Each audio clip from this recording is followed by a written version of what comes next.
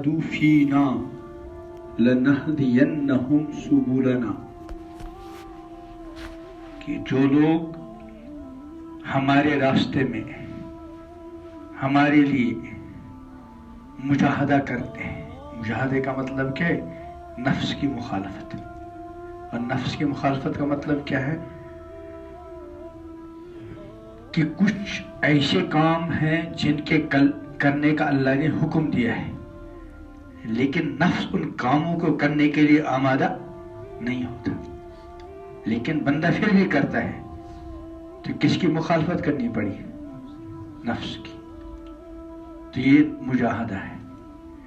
اور کچھ کاموں سے اللہ بچنے کا حکم دیتے ہیں، مثلا بد نگاہی سے بچنے کا حکم، گندے تعلقات سے بچنے کا حکم، جھوٹ غیبت سے بچنے کا حکم۔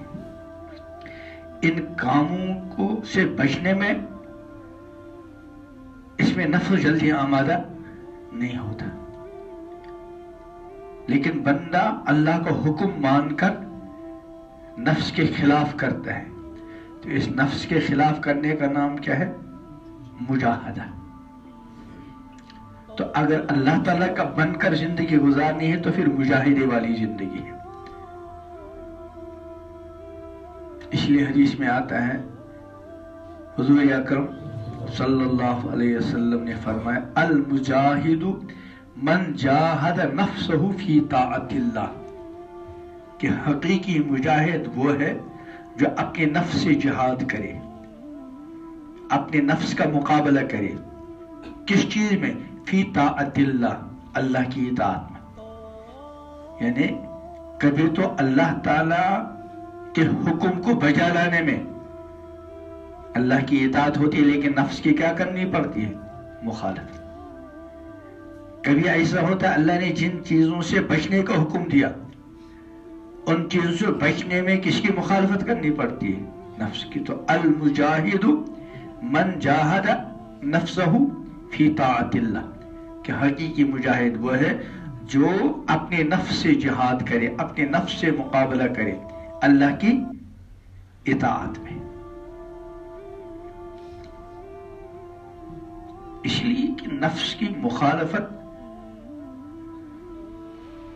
پر اللہ تعالیٰ نے جنت کا وعدہ فرمایا ہے، وَنَهَا النَّفْسَ عَنِ الْهَوَىٰ وَأَمَّا مَنْ خَافَ مَقَامَ رَبِّهِ، کہ جو اپنے رب کے سامنے کھڑے ہونے کے سلسلے میں ڈرتا رہا، ہمیشہ اس تصور کے ساتھ اور اس استحضار کے ساتھ زندگی گزارتا رہا کہ بھائی ایک وقت آنے والا ہے، اور وقت طے ہے، اللہ نے طے کیا ہے، وہ آگے پیچھے نہیں ہوگا۔ البتہ وہ وقت اللہ نے اپنے تک محدود رکھا ہے، انبیاء کو بھی اس وقت کا علم۔ اسی لیے وہ حدیث جبرائیل میں جب جبرائیل علیہ السلام نے حضور سے کچھ سوالات کیے، کچھ پوچھا صحابہ کے سامنے، ایمان کیا ہے؟ تو حضور نے بتایا ایمان یہ ہے۔ اسلام کیا ہے؟ تو حضور نے بتایا صلی اللہ علیہ وسلم اسلام یہ ہے۔ احسان کیا ہے؟ حضور علیہ السلام نے بتایا کہ احسان یہ ہے۔ پھر ایک سوال جبرائیل علیہ السلام نے کیا، متی الساعہ، قیامت کب آئے گی؟ تو حضور علیہ السلام نے فرمایا، مل مسئول عنہا بعالم من السائل، جس سے پوچھا گیا، پوچھا کس سے گیا تھا؟ حضور صلی اللہ علیہ وسلم۔ فرمایا مل مسئول عنہا بعالم من السائل، جس سے پوچھا گیا وہ پوچھنے والے سے زیادہ نہیں جانتا۔ یعنی جیسے پوچھنے والے کو علم ہے کہ قیامت آئے گی، تو جس سے پوچھا جا رہا ہے اس کو بھی معلوم ہے کہ قیامت آئے گی، اور جیسے پوچھنے والے کو معلوم نہیں کہ قیامت کب آئے گی، ایسے جس سے پوچھا جا رہا ہے اس کو بھی معلوم نہیں کہ قیامت کب آئے گی، لیکن وقت اس کا متعین ہے اللہ کے علم میں۔ تو فرمایا جو بندہ ہمیشہ اس استحضار اور اس عقیدے کے ساتھ زندگی گزارتا رہا کہ بھائی ایک وقت آنے والا ہے، مجھے اللہ کی بارگاہ میں کھڑے ہو کر اپنی زندگی، اپنی جوانی، اپنی کمائی، اپنے خرچ اور اپنے علم اور اپنی صلاحیت کا جواب دینا ہے، اور اس کی زندگی پر کیا اثر پڑا؟ فرمایا بس ایک اثر، کیا؟ وَنَهَا النَّفْسَ عَنِ الْهَوَىٰ، اپنے نفس کو غلط قسم کی خواہشات سے روکا، فَإِنَّ الْجَنَّةَ هِيَ الْمَأْوَىٰ، یقیناً فوراً اس کے لیے ٹھکانہ کیا ہے؟ مرتے ہی جنت۔ تو یا تو اللہ کا بن کر زندگی گزارنا ہے، پھر قدم قدم پر نفس کے خلاف چلنا پڑے گا، اور یا پھر خدا نخواستہ نفس کی مان کر چلنا ہے، جس کو اللہ نے ارشاد فرمایا، اس کا مطلب اگر نفس کی مان کر چلے گا تو گویا کہ اس نے اپنا معبود کس کو بنایا؟ نفس۔ چنانچہ اللہ تعالیٰ فرماتے ہیں اَرَأَيْتَ مَنِ اتَّخَذَ إِلَٰهَهُ هَوَىٰ، کیا تم نے اس آدمی کو دیکھا جس نے اپنا الہ کس کو بنایا؟ ہوا، اپنی خواہشات کو۔ تو خواہشات کو الہ بنانے کا تھوڑے مطلب ہے انسان اپنے آپ کو سجدہ کرے، بلکہ خواہشات کو اور نفس کو الہ اور معبود بنانے کا مطلب یہ ہے کہ اللہ تعالیٰ کے حکم کے مقابلے میں کس کی بات مان رہا ہے؟ نفس کی۔ تو اس لیے ہر کسی کو فیصلہ، ظاہر بات ہے ایمان والے بندے نے تو فیصلہ کر ہی دیا ہے کہ مجھے اللہ کا بن کر زندگی گزارنا ہے۔ یہ تو ہر ایمان والے کی چاہت ہے، ہر ایمان والے کی تمنا ہے، لیکن محض چاہت اور تمناؤں سے کچھ نہیں ہوتا، بلکہ چاہت اور تمنا کے بعد بندے کو مضبوط ارادہ کرنا ہے۔ اس لیے اللہ نے کیا فرمایا کہ وَمَنْ أَرَادَ الْآخِرَةَ، جس نے ارادہ کر لیا، جس نے تمنا کی یہ نہیں، جس نے چاہا یہ نہیں، بلکہ جس نے ارادہ کر لیا کس کا؟ آخرت کا۔ کچھ بھی ہو مجھے اپنی آخرت بنانا ہے، مجھے اپنے اللہ کو راضی کرنا ہے، مجھے جہنم سے اپنے آپ کو اور اپنے گھر والوں کو بچانا ہے۔ اللہ نے حکم دیا نا، خود بھی اپنے آپ کو بچاؤ، قُوا أَنفُسَكُمْ وَأَهْلِيكُمْ، اپنے کو بچاؤ اور اپنے اہل ویال کو جہنم کی آگ سے بچاؤ۔ اور کچھ بھی ہو مجھے یہ پوری کوشش کرنی ہے کہ مجھے اور میرے گھر والوں کو اللہ کیا دے رہے؟ جنت دے۔ ارادہ کر لیا، لیکن کافی ارادہ بھی کافی نہیں، ارادہ تو کر لیا لیکن اب اس ارادے کو عملانا ہے۔ اس نے فرمایا وَسَعَى لَهَا سَعْيَهَا، یعنی پہلے آخرت کا ارادہ کیا اور ارادہ کرنے کے بعد وَسَعَى لَهَا سَعْيَهَا، اس کے لیے اس نے وہ کوشش کی جو کوشش اس کے شایان شان ہے۔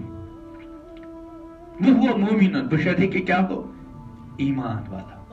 اس نے کہ ایمان کے بغیر آدمی رات دن جنت کی کوشش کرے وہ نہیں، ایمان تو اس پر مدار ہے۔ اس کو میں اپنے الفاظ میں کہا ہوں کہ ایمان جو ہے وہ ایڈمیشن ہے۔ اگر کوئی ایڈمیشن کے بغیر کتنا بھی پڑھے، کسی اسکول میں کالج میں ایڈمیشن خوب پڑھا تو وہ ہر سال ایک ایک درجہ چڑھتا جائے گا؟ نہیں چڑھے گا۔ حالانکہ اس نے جس سال جتنی کتابیں ہیں وہ ساری کتابیں پڑھی اور اسکول کے اندر جیسے پڑھائی جاتی تھی اس سے اچھی پڑھی۔ بڑے باپ کا والد تھا، اس نے بہترین اساتذہ کو کہاں لایا؟ گھر میں۔ چنانچہ اگر اسکول میں داخلے والے بچوں کا اور اس کا تقابل کرایا جائے تو اسکول کے بچے اس کا تقابل مقابلہ نہیں کر سکتے، لیکن اس کے باوجود سرکاری اعتبار سے اس کی وہ تعلیم معتبر نہیں، چونکہ اس نے کیا پڑھا ہے؟ بغیر ایڈمیشن کے۔ تو ایسے ہی کوئی غیر ایمان والا آخرت والے اعمال کرے تو یہ بے ایڈمیشن کے اعمال، اور ایڈمیشن کیا ہے؟ ایمان۔ حدیث میں ہے من قال لا الہ الا اللہ دخل الجنہ، جس نے لا الہ الا اللہ پڑھا وہ جنت میں داخل ہو گیا۔ میں اس کو سمجھانے کے لیے کہا جیسے کہتے ہیں داخلہ سے آپ ایڈمیشن کہتے ہیں، ہم عربی مدرسوں میں اس کو کہتے ہیں داخلہ، اور ویسے بھی اس کو وہ ہسپتال میں داخل ہو گیا۔ کس نے ہو گیا؟ ہسپتال میں داخلہ کیوں ہوتا ہے؟ اس کا ڈاکٹری کے داخلہ ہو گیا، اس کے انجینئرنگ کے لیے کیا ہو گیا؟ داخلہ۔ ایسے من قال لا الہ الا اللہ دخل الجنہ، جس نے لا الہ الا اللہ پڑھا اس کا داخلہ کس کے لیے ہو گیا؟ جنت کے لیے۔ تو جیسے آپ نے اسکول میں کالج میں جو پڑھنے والے لوگ ہیں آپ کے داخلے لیے ہیں نہیں، وہ چھوٹا داخلہ ہے، لیکن اس چھوٹے سے داخلے میں کامیابی کے لیے آپ رات دن لگے رہتے ہیں۔ لیکن ہمارا جو مشترکہ داخلہ ہے، ہم سب کے سب نے کس کے لیے داخلہ لیے؟ جنت کے لیے۔ ہم نے لیا، ہمارے گھر والوں نے یا ہمارے والدین کا ہے، ہمارے بھائی بہنوں سب کے سب داخلے والے ہیں. ہم سب کا داخلہ کس کے لیے؟ جنت کے لیے. اچھا داخلے والا آزاد ہوتا ہے پابند؟ ہاں، بغیر داخلے والا جہاں چاہے جب چاہے جائے، اس کو کوئی پوچھنے والا. لیکن جس کا داخلہ ہے کسی اسکول میں، کالج میں، یونیورسٹی میں، مدرسے میں، وہ آزاد نہیں.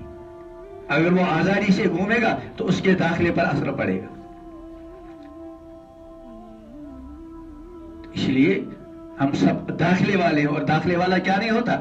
آزاد نہیں ہوتا، پابند ہوتا. اس لیے حدیث میں ہے الدنیا سجن المومن و جنت الکافر، کہ دنیا ایمان والے کے لیے کیا ہے؟ جیل خانہ. جیل خانے میں آزادی ہوتی ہے، پابندی پابندی. اس لیے دنیا میں ایمان والے کے لیے کیا ہے؟ آزادی کی پابندی پابندی. یہ نہیں کہ جو چاہے دیکھ لے، جو چاہے کھا لے، جو چاہے پی لے، جو چاہے پہن لے، جہاں چاہے جائے، جس کے ساتھ چاہے تعلق جوڑے. یہ مومنانہ دنیا نہیں، یہ تو کافرانہ دنیا ہے. مومنانہ دنیا کیا ہے؟ کہ بس وہ کھائے جو جس کی اللہ نے اجازت دی، وہ پیے جس کی اللہ نے اجازت دی، وہ دیکھے جس کی اللہ نے اجازت دی، وہ پہنے جس کی شریعت نے اجازت دی، وہاں جائے جہاں شریعت نے اجازت دی، وہاں تعلق قائم کرے جہاں شریعت نے اجازت دی، اس طرح کمائے جس طرح شریعت نے اجازت دی، وہاں خرچ کرے جہاں شریعت نے کیا دے دی؟ اجازت.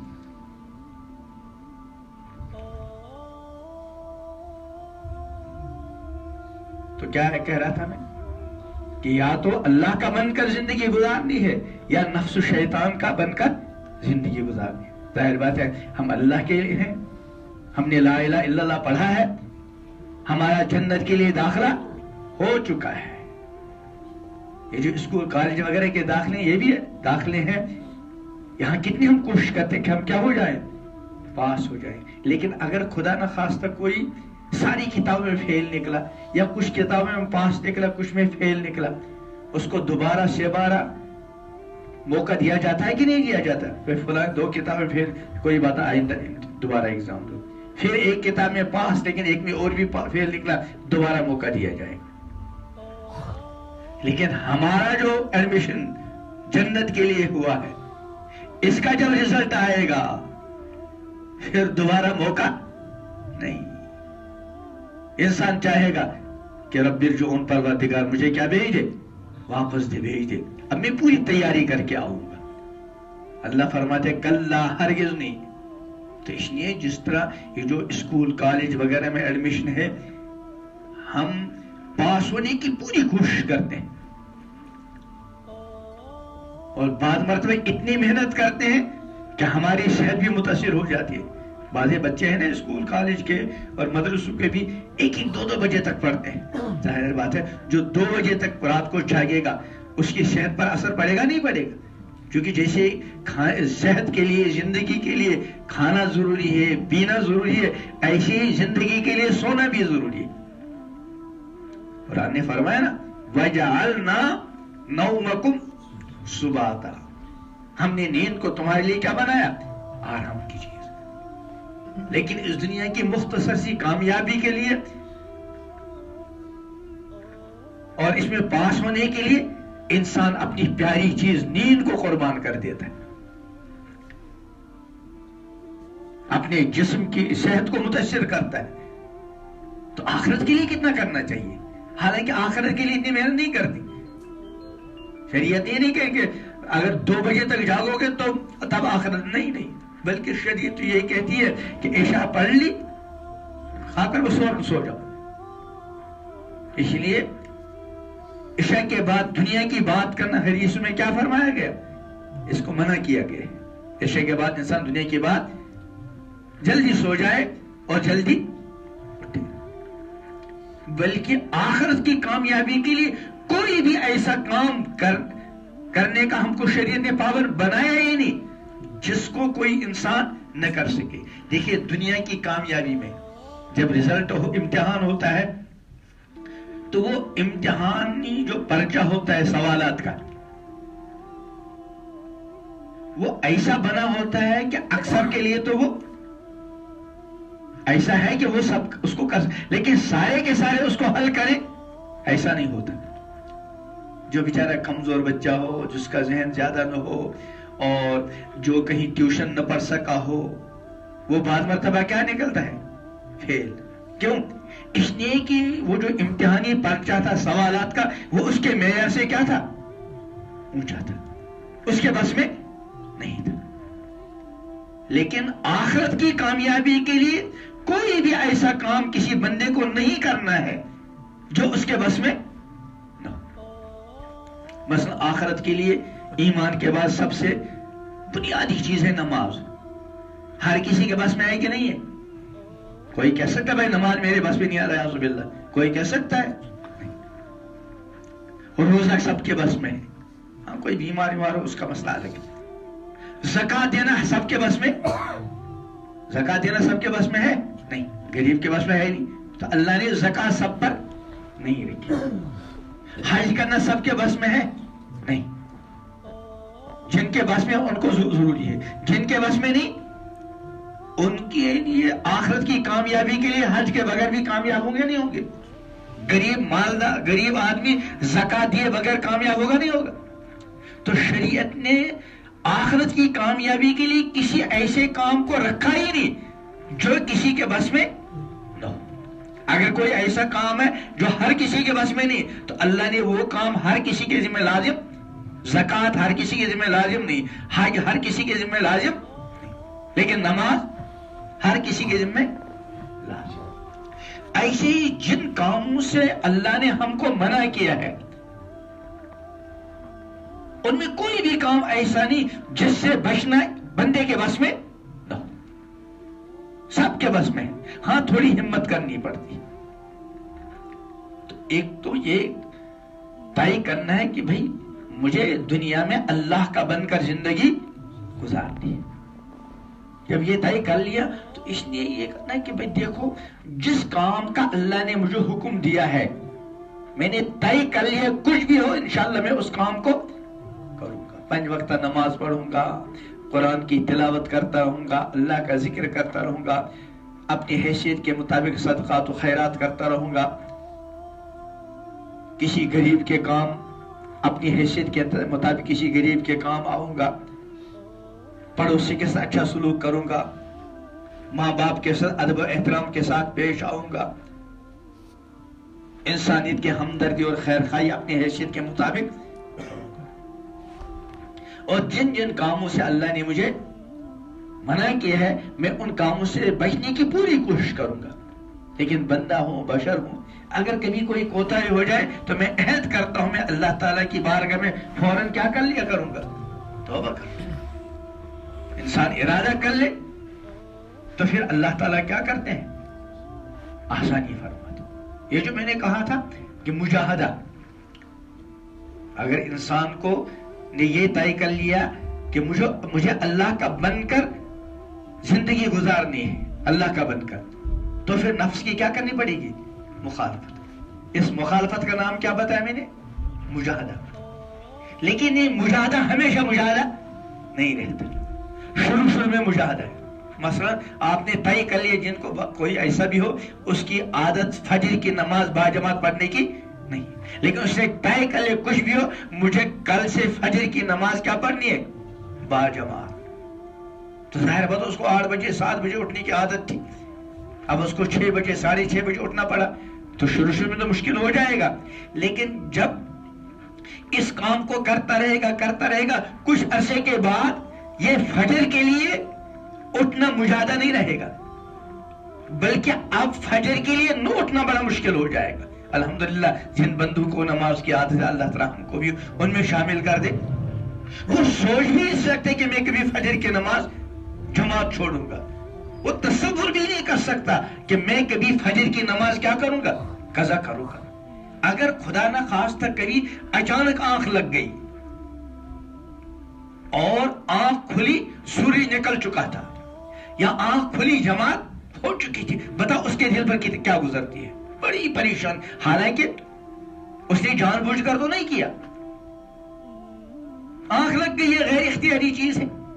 لیکن غیر اختیاری طور پر آنکھ لگنے کی وجہ سے اس کی جماعت چھوٹی، وہ بے چین ہے۔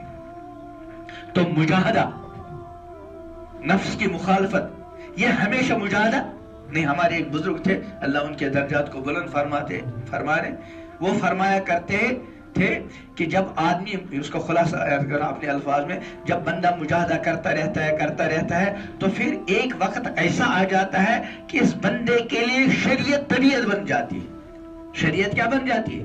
طبیعت۔ کیا مطلب؟ جیسا کھانا ہے تو بھوک اٹھانے کے لیے کوئی واضح تبلیغ کی ضرورت ہے؟ خود بخود بھوک اٹھ جاتی ہے، اور جب تک ہم کھانا نہیں کھائیں گے ہماری بھوک نہیں مٹے گی۔ نیند آنے کے لیے نیند کے فضائل بیان کرنے کی ضرورت ہے نہیں، یہ انسان کی طبیعت ہے۔ جب نیند آ گئی تب اس کو سوئے بغیر چین آئے گا۔ ایسے جب بندہ مومن شریعت پر چلتا رہتا ہے، اللہ کے حکموں کو بجا لاتا رہتا ہے، اللہ کی نافرمانی سے اپنے آپ کو بچاتا ہے، تو شروع میں مجاہدہ کرنا پڑتا ہے۔ جو کام کرنے ہیں ان کاموں کو کرنے کے لیے نفس جلدی آمادہ، لیکن یہ اپنے نفس کی مخالفت کر کے ان کاموں کو کرتا رہتا ہے۔ اور جن کاموں سے بچنا تھا، نفس ان کاموں سے بچنے کے لیے جلدی تیار، لیکن یہ اپنے نفس پر بار ڈالتا ہے، بوجھ ڈالتا ہے، اور ان کاموں سے اپنے آپ کو کیا کرتا ہے؟ بچاتا ہے۔ جب یہ اس طرح چلتا رہا، اب شریعت اس کے لیے کیا بن گئی؟ طبیعت۔ اب جیسے اگر اس کو ظہر کے بعد 2 بجے کھانے کی عادت ہے تو 1:30 بجے اس کو بھوک شروع ہو جاتی۔ اب جب تک کھانا نہیں کھائے گا اس کو چین نہیں آئے گا۔ ایسے جب شریعت طبیعت بن گئی، جو ہی اذان ہو گئی، بلکہ اذان ابھی ہوئی نہیں، اس کو ظہر کی نماز کی بھوک شروع۔ وہ بار بار گھڑی کو دیکھتا ہے کہ 1:15 بجے اذان ہونے والی ہے، اس سے پہلے وہ بارہا کیا دیکھتا ہے؟ گھڑی کو، اذان میں کتنے منٹ رہ گئے۔ اس کا مطلب اس کو کس کی بھوک لگی ہے؟ نماز کی۔ فجر کے لیے بھوک لگ جاتی ہے، اذان ہوئی نہیں، اذان سے پہلے بار بار اس کی آنکھ کھلتی ہے، بھائی کتنے منٹ ہے۔ اگر لگا 2 4 5 منٹ تو فوراً اٹھ جاتا ہے، اگر لگا 10 ابھی آدھا گھنٹہ 1 گھنٹہ ہے، سو گیا، لیکن فکر رہتا ہے کہ کہیں اذان ہو جائے اور میں اذان کی آواز نہ سنوں۔ تو پھر آہستہ آہستہ شریعت کیا بن جاتی ہے؟ طبیعت۔ تو جیسے نماز کے لیے، کھانے کے لیے بھوک لگتی ہے، نیند کا تقاضا ہوتا ہے، ایسے ہی جو ہی اذان ہو گئی اس کے اندر نماز کا تقاضا پیدا ہوگا۔ نماز کی بھوک لگ گئی، تلاوت کی بھوک لگ گئی، ذکر کی بھوک لگ گئی۔ اس کو عادت تھی کہ روزانہ دین کی نسبت سے کسی سے ملاقات کر، اس کے لیے بھوک لگ۔ اگر کبھی اس کو آتا کہ روز کسی سے دین کی نسبت سے ملتا تھا، ملاقات کرتا تھا، لیکن آج کچھ ایسا اتفاق ہو گیا، وہ دین کی بنیاد پر ملاقات، اس کو اندر ہی اندر وہ اپنے اندر کچھ کمی محسوس کرتا ہے۔ تو اس لیے ہم سب کو طے کرنا ہے کہ انشاءاللہ ثم انشاءاللہ ہم کو دنیا میں زندگی گزارنی ہے اپنے اللہ کا بن کر، اپنے محبوب حضرت محمد صلی اللہ علیہ وسلم کا بن کر، دین اسلام کا بن کر۔ پہلے ارادہ کرنا ہے اور اس کے بعد ہمت کرنی ہے، قدم آگے بڑھانا ہے، پھر اللہ تعالیٰ آسانی، مشہور ہے نا، ہمت مردہ مدد خدا۔ کیا مطلب؟ یعنی انسان جب ہمت کرتا ہے تو اللہ تعالیٰ کی مدد پھر شامل حال ہوتی ہے۔ پھر انسان سوچ نہیں سکتا، جن کو اللہ نے نمازی بنایا، اللہ مجھے بھی پکا نمازی بنا دیا، آپ کو بھی پکا نمازی بنا دیا، وہ نمازی نماز چھوڑنے کے بارے میں سوچ بھی نہیں سکتا، کیونکہ نماز کا جو شریعت والا حکم ہے یہ اس کے لیے طبیعت بن گیا ہے۔ اب اس کو چین آ ہی نہیں سکتا نماز کے بغیر۔ وہ روزانہ تلاوت کا عادی ہے، قرآن کی تلاوت اس کے لیے اب طبیعت بن گئی۔ اگر اتفاقاً کسی دن اس کو مثلا فجر کے بعد تلاوت کی عادت ہے، اچانک کسی دن اچانک کوئی ایسا کام پڑ گیا تلاوت نہیں ہو سکے، اب وہ دن بھر جب تک وہ تلاوت نہیں کرتا اس کو اندر ہی اندر اپنے آپ کے اندر وہ کچھ کمی محسوس کرتا ہے۔ اس کو ذکر کی عادت تھی، تسبیحات کی عادت تھی، آج اچانک فجر کے بعد کہیں جانا پڑا، تسبیحات اس سے پوری نہیں ہو سکی۔ اب وہ بیچارہ دن بھر اپنے اندر کچھ کمی، یہ کمی کیوں محسوس کر رہا ہے؟ اس لیے کہ شریعت اس کے لیے کیا بن گئی ہے؟ طبیعت. ہم بھی ارادہ کریں گے انشاءاللہ اور اللہ سے مانگتے بھی رہیں گے پروردگار شریعت پر چلنا میرے لیے آسان کر دے، یا اللہ گناہوں سے بچنا میرے لیے آسان کر دے. بندہ اپنے آپ کو اللہ کی بارگاہ میں پیش کرے، پروردگار میں آپ کا کمزور بندہ ہوں، آپ کی مدد کی. بلکہ اللہ نے وظیفہ بتلایا ہے، امام الانبیاء حضرت محمد عربی علیہ السلام نے وظیفہ بتلایا ہے، لا حول ولا قوت الا باللہ. اس وظیفے کا مطلب کیا ہے کہ بندہ اپنی کمزوری کو، اپنے عجز کو اللہ کی بارگاہ میں پیش کرتا ہے. پروردگار آپ کی مدد کے بغیر مجھ سے آپ کی بندگی نہیں ہو سکے گی، آپ کی مدد کے بغیر میرے رب میں آپ کی نافرمانیوں سے نہیں بچ پاؤں گا. یا اللہ اپنی بندگی کے لیے میری مدد فرما، اپنی نافرمانیوں سے بچنے کے لیے میری. چنانچہ لا حول ولا قوت مطلب الا باللہ کا مطلب کیا ہے؟ لا حول علی الطاعہ ولا قوت، لا حول عن المعصیہ ولا قوت علی الطاعہ الا باللہ. کیا مطلب اس کا خلاصہ؟ کہ گناہوں سے بچنا نہیں ممکن ہے اور اللہ کے حکموں کو بجا لانا نہیں ممکن ہے الا باللہ، مگر اللہ کی مدد سے. تو گویا کہ گناہوں سے بچنے میں بھی اللہ کی بارگاہ میں اپنی کمزوری پیش کر، پروردگار میں نہیں بچ پاؤں گا گناہوں سے آپ کی مدد کے بغیر. میرے رب میں آپ کے حکموں کی بجا آوری نہیں کر پاؤں گا آپ کی مدد کے بغیر. جب اللہ تعالیٰ کے سامنے بندہ اپنے عجز کو، اپنی کمزوری کو پیش کرتا ہے اور اللہ تعالیٰ سے مدد کا خواہاں ہوتا ہے، مدد کا طلبگار ہوتا ہے، تو اللہ تعالیٰ کی خصوصی مدد شامل حال ہوتی ہے. اور نماز میں بھی ہم پڑھتے ہیں ایاک نعبد و ایاک، اے اللہ ہم آپ ہی کی عبادت بندگی کرتے ہیں، آپ کے سوا، و ایاک، اور آپ ہی سے مدد چاہتے ہیں، ہر چیز میں اللہ ہی سے مدد چاہتے ہیں. اللہ تعالیٰ مجھے بھی آپ کو بھی اپنے لیے ہی نصیب کرے.